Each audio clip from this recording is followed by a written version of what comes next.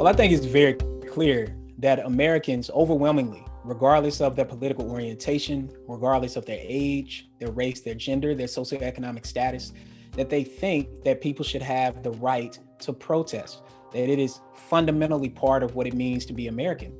And we're seeing a lot of policies around the country, for example, in Florida, that are aiming to roll that back. And it becomes very clear that it's directed at a particular group of people to limit oftentimes their opportunities to express their First Amendment rights that's disproportionately different from what other people might have the opportunity to do. Yeah, well, it's a series of nuances associated with protest. I mean, at its heart, protest, and a lot of this comes from Dr. Martin Luther King Jr., who was about nonviolent protest.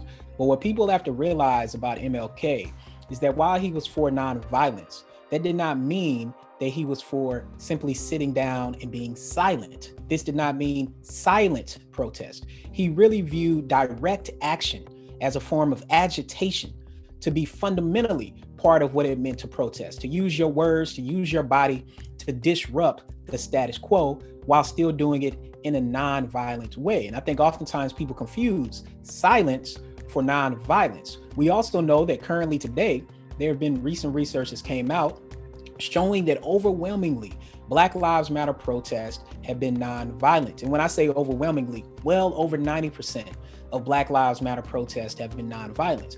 Now that then means that there are about 8% that have been violent.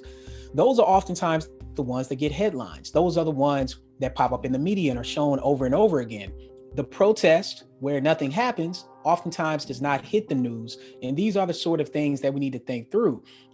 We have to compare the research and the stats with what we might see on the news and what's happening. We also have to think about the differences between destruction of property versus destruction of people. Now, we don't want to see either, but one thing we know is that property is repairable. Things can be rebuilt. People cannot. So what people are protesting oftentimes about is the brutality and the killings of Black people, oftentimes unarmed Black people, not always. Like Ma'Khia Bryant in Columbus, she was a child, and oftentimes calling her an adult is a problem. And yes, she had a knife, but the things we have to think through, and this is what people highlight, is if that had have been a young white girl, would we have seen the same outcome? And oftentimes people see differentials in that. When it comes to protesting, it's not only about how people protest, but what they are protesting about. One of the interesting things with both this bill in Florida and the bill in Oklahoma that has to do with permitting people to run people over is that it gives the people who have written it cover to say, oh, we're just very concerned about rioting. I believe that some of the language legislators in Florida used is, we don't want to be another Portland or something like that, which whatever you think of the situation that's been taking place in Portland, a lot of people, that 4 blocks, you don't want that. But the challenge here is that this law, HB1, is incredibly vague.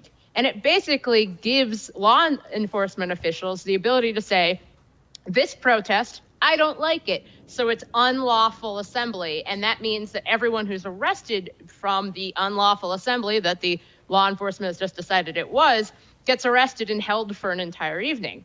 And it grants police officers really broad discretion that perhaps they shouldn't get to have about who should be arrested and who should be charged with a third-degree felony, which would then result in them losing the right to vote and losing a host of other rights, and deciding who doesn't have to be arrested. I think that one of the challenges we're seeing here is that this bill is allowing law enforcement to pick and choose who is protesting in the right way and who is protesting in the wrong way.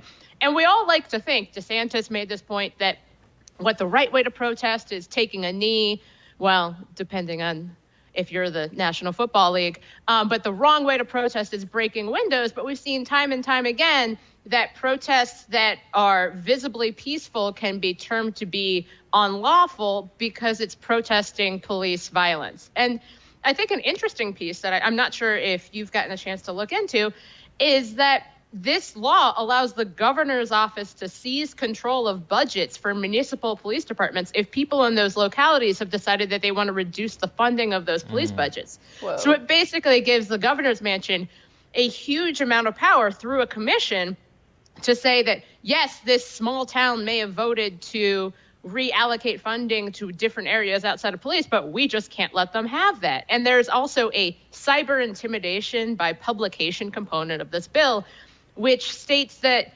there's essentially a heckler's veto over publication about public officials, which they say is about, oh, we need to reduce the harm that could happen to public officials, but it's definitely going to be used by law enforcement to censor images and videos, including those body cam images that have been so important to how people are rethinking policing right now.